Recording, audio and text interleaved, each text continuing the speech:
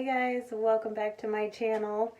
I have my son Cole with me today who's gonna just sit here while we do this video. As most of you may know, we've been on a stay-at-home order, so we've been just trying to keep ourselves busy and making sure we all stay fed. I wanted to talk to you about how we keep everyone fed by keeping certain things in the kitchen. I'm going to list my top 15 items that I like to keep in the kitchen for hard times, emergencies, different times, especially right now. Number one is baking mix. We keep baking mix here all the time because we make a lot of things with it. I mean, we can make biscuits and pancakes and waffles, crust for pizza, all kinds of stuff. So we keep it on hand all the time. Right? Number two, eggs. When we have our baking mix, we have to have eggs. The baking mix recipes usually call for an egg or two.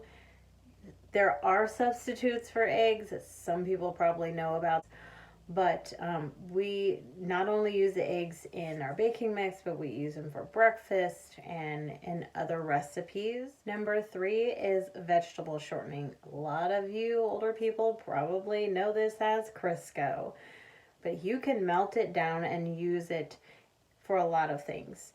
I use it to grease my pans that I'm cooking or baking on. I put it in my pans when I'm frying something. And anything that calls for vegetable oil, you just melt it down and measure it out like you would the liquid vegetable oil. Number four is condiments. Your ketchup, your mustard, mayonnaise, all of that. I consider some sauces to be condiments, but I've found that when you need to just add a little bit of flavor to something, sometimes you can just grab something out of the fridge. Like for instance, we add mustard to some of our marinades. You can add ketchup to things. Number five, breadcrumbs. Breadcrumbs surprisingly can be used in a lot of things. I add them to meatloaves. I add them to my breading when I do anything fried or baked. You basically can just roll things in them for extra flavor. You'd be surprised what you could add breadcrumbs to. I'm finding more and more recipes to use the breadcrumbs in. Number six, bouillon. For those of you who don't know what bouillon is, it's basically just a powder that has flavor in it. And I usually just get the chicken and beef and I get it in cube form. You put it into hot water, it dissolves, and basically you then have broth. I use this for everything when making soups, stews, Italian beef even. I will make just a little bit of beef broth, put my Italian beef in there, I pour all my other ingredients in and seasoning and let it go. Number seven, yeast. What do we use yeast for? Bread.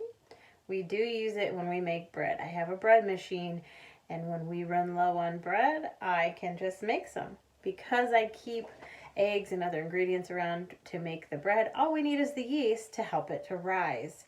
Yeast can be used for making other things as well, especially donuts. We haven't quite made donuts yet, but I do have a recipe for making yeast donuts. But when you want something to be fluffy, you want it to rise, you need yeast. And I always keep mine in the fridge because it makes it last a lot longer. Number eight, pasta sauce or tomato sauce. I usually try to keep these on hand because we do have pasta quite often. We use sauce for making pizzas. I make little pizza pastry things, like I guess they're pizza pockets. We use the sauce in a lot of things. I also add it to my beef broth. So when I use my bouillon to make my beef broth, and I add a little bit of the tomato sauce to make it more of a stew.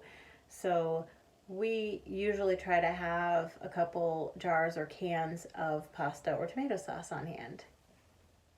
Number 9, pasta. So I said we keep pasta sauce on hand. We also keep a lot of pasta because my kids love pasta. It's very filling, so it's something nice to give them for dinner when we don't have a lot of food on hand. So it's great. And we don't eat pasta every night, but we do try to incorporate in at least one meal a week. So with 6 people in this house, we go through a lot of pasta. Number 10 is peanut butter. This one over here, he loves peanut butter. Especially with apples. Yes, he loves to cut up apples and eat them with peanut butter. But we can make some peanut butter with chocolate. You put it on a sandwich. Sometimes my husband would eat it on a bagel or a waffle or whatever. Peanut butter can be used in so many different ways, and it's a great source of protein. Number 11. Sugars. We usually keep a few different types of sugars on hand because they can be used for a number of different things. Regular granulated sugar can be used in different recipes. I use it to sweeten up my coffee a little bit. We can mix it with cinnamon and put it on toast. Different things. Brown sugar I keep for different recipes. You can use it in baked goods, in stews, soups, so that you don't have the salty or bitter taste. You can also use it to make a simple syrup. I learned this from my grandmother at a young age. You warm up or boil water so that you can melt the sugar into it. And I like to add a little bit of butter. And then you put it in a container to pour out. You want to make sure you don't have too much water because otherwise it's going to be really liquidy and runny. Right. But at our old house, we had a mulberry tree, and we would pick the mulberries and squeeze the juice for some extra flavor in the syrup, and it was delicious. Mm-hmm. Also, we keep powdered sugar, or confectioner's sugar as some people know it. That can be used in a number of different recipes and things. And I keep it on hand to make frosting as well. Number 12, whipping cream. Usually I keep heavy whipping cream, but I try to keep some type of whipping cream in the house because you can use it to make different types of sauces, and you can make whipped cream. I just recently used it to make butter, and it made a lot of butter. I literally used half of the 16-ounce container of heavy whipping cream and made a nice large container of butter that will last us probably a couple weeks. Number 13. Dry milk. Now this means powdered milk, but it is actually referred to as dry milk. You basically just mix it with cold water, and there are measuring instructions on the box. And then you put it in a container and put it in the fridge and let it get cold. And it is a little different from the milk you'd buy at the store. It does taste slightly different. And when you are really strapped for cash, or it's hard to find milk in the stores, like we're in a time right now where milk is limited. You're limited to how many gallons of milk you can buy at the store right now. So I keep that milk on hand just in case I need to make some. And sometimes to make it taste a little better, I don't wait until the milk in our jug is completely gone. And I'll make up some of that milk and put it in there and mix it in. If you shake it all up, it improves the flavor. Number 14 is Jiffy mixes. If you're not familiar with what that is, Jiffy is a brand that makes these baking mixes. They have one all-purpose baking mix. They also have smaller boxes of corn muffin mix, cake mixes, blueberry muffin mix, and one other one I know of is a pie crust mix. I'm sure there are many others, but those are the ones that I usually keep on hand. Those are great because they are so inexpensive. I believe like one of the last boxes of mix I bought with the corn muffin mix was maybe 59 cents a box. And you can make a dozen corn muffins from that. And I know corn muffins don't sound all that great, but I add stuff to them, don't I? Yeah, and they taste really Yeah. good. I add a little bit of extra sugar and vanilla to make them a little bit more tasty, so they can actually be a little like an afternoon snack for the kids. But I also try to keep some blueberry muffin mixes, and a while back I had some cake mix, and the cake was so moist and fluffy. It was delicious. Last but not least, number 15 is seasoned salt.